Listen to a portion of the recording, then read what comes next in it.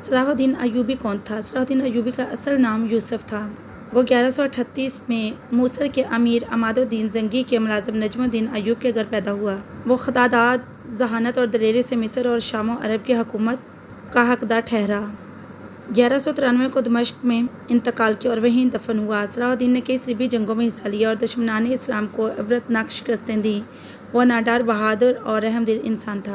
1187 میں جنگ حطین میں صلیبیوں کو شکست دینے کے بعد بیت المقدس کو فتح کیا۔ صلاح الدین نے پرامن طریقے سے شہر کا کنٹرول حاصل کرنے کی کوشش کی لیکن صلیبیوں نے انکار کر دیا۔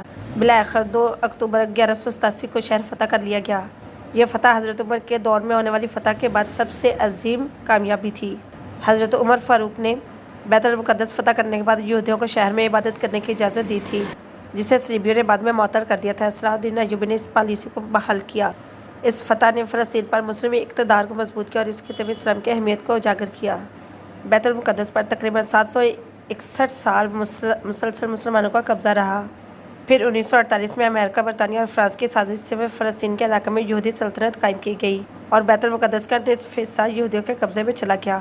اور پھر 1967 کی عرب اور اسرائیل جنگ میں بیت المقدس پر اسرائیلیوں نے قبضہ کر لیا۔ باقی حالات آپ کے سامنے ہیں۔